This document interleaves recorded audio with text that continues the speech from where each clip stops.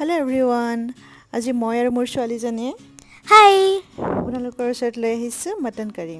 তো তাৰ কাৰণে আমি প্ৰথমতে ল'ম দুটি পিঁয়াজ ধুনীয়াকৈ মিহি মিহিকৈ কাটি লৈছোঁ, এটি বিলাহী লৈছোঁ মিহি মিহিকৈ কাটি, আৰু আদা আৰু নহৰু লৈছোঁ। এই গ্ৰেভিটোৰ এটা স্পেচিয়েলিটি হ'ল যে আমি ইয়াত নেমু টেঙাৰ পাতটো ব্যৱহাৰ কৰিম, যিটোৱে টেষ্টটো আকৌ বেছি বঢ়াই দিব। তো তাৰ কাৰণে আমি আলু কেইটামান কাটি লৈছোঁ, মাংস ছাগলী মঙহ আমি 500 গ্ৰামছ লৈছোঁ, আৰু কেইখিলামান মেইন ইনগ্ৰিডিয়েণ্টছ হ'ল কেইখিলামান নেমু টেঙাৰ পাত লৈছোঁ, যিটো আমি গ্ৰেভিটোৰ সময়ত ইউজ কৰিম। আপোনালোকে চাই যাব, গোটেইটো চাব নাপাহৰিব। তাৰ কাৰণে আৰু যেতিয়া ফোড়নৰ কাৰণে তেলটো লৈছোঁ গৰম দালচিনি, হৈ গৈছে আমি ইলাইচি, লং দালচিনি আৰু দিম। শুকান জলকীয়া। এতিয়া আমি সৰিয়হৰ তেল কেৰাহীত গৰম হ'ব দিছোঁ, আৰু নেমু টেঙাৰ পাত কেইখিলামান পাত দিম, গোটেইখিনি আমি নিদিওঁ। তাৰপিছত আমি পিঁয়াজ দিছোঁ ধুনীয়াকৈ, তাত ভাজিম, পিঁয়াজটো ধুনীয়াকৈ ভাজি ল'ম।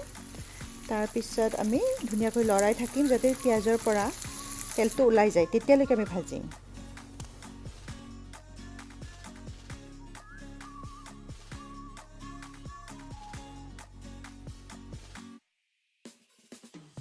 তুমি যদি দেখা পাই আছা, আমাৰ অনিয়নটো ভাল কৰি লৰাই দি আছোঁ। টেষ্টি হ'ব। এতিয়া আদা নহৰুৰ পেষ্ট নহয়, আদা নহৰু কুটি থোৱাখিনি দিম, আৰু তাৰপিছত ধুনীয়াকৈ ভাজিম।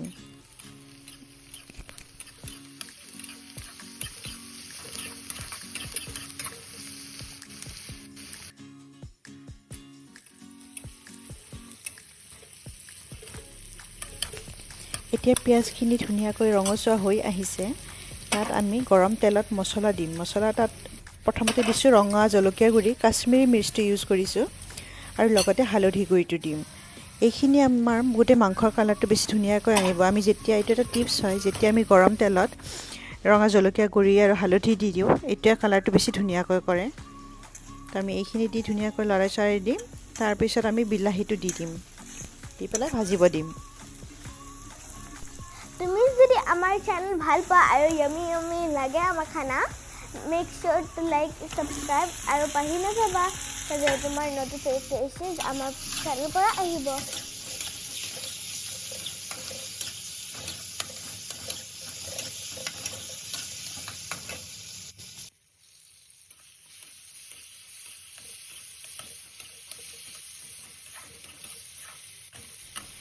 এতিয়া আপোনালোকে দেখিছে পিঁয়াজ আৰু বিলাহীৰ গ্ৰেভিটো ধুনীয়াকৈ হৈ গৈছে।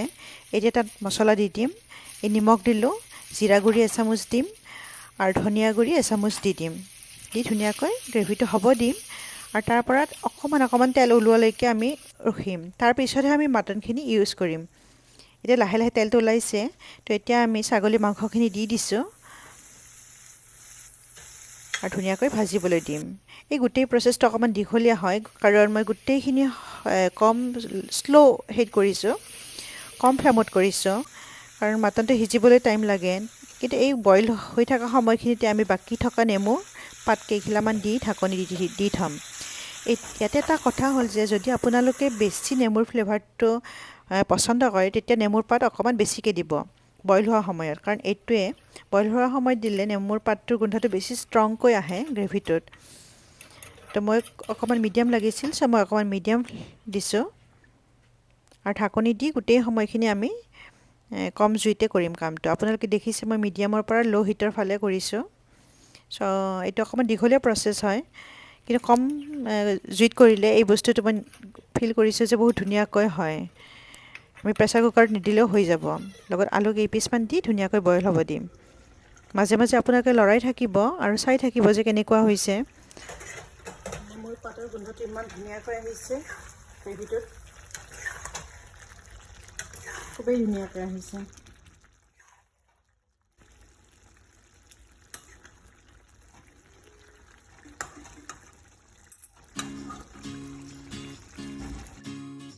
আমি এতিয়া মাংসৰ গ্ৰেভিৰ পৰা আলুৰ পিচকেইটা গুচাই দিম, কাৰণ নহ'লে আলুখিনি বেছি অ'ভাৰ বইল হৈ যাব।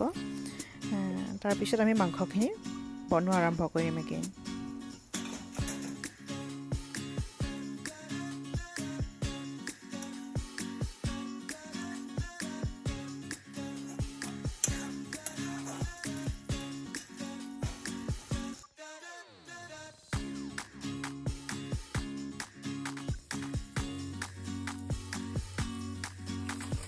এতিয়া দেখিছে মাংসখিনি ধুনীয়াকৈ সিজা হৈ গৈছে, অকণমান তেলটো ওলোৱা আৰম্ভ কৰিছে। তো আমি ইয়াৰ পিছত এটা কাম কৰিম যে গৰম পানী ৰেডি কৰি ৰাখিম আৰু আধা গ্লাছমান গৰম পানী আমি অকণমানকৈ দি থাকিম।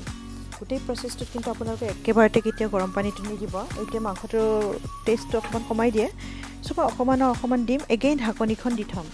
এনেকৈ আমি এগিলাচ পানী কমপ্লিট দিম, অকণমান দিম ঢাকি থ'ম, অকণমান দিম ঢাকি থ'ম, এনেকৈ কৰিম। তাৰপিছত আপোনালোকে দেখিব মাংসটো ধুনীয়াকৈ সিজি গৈছে আৰু তাৰ পৰা তেলটো ওলোৱা আৰম্ভ কৰি যাব।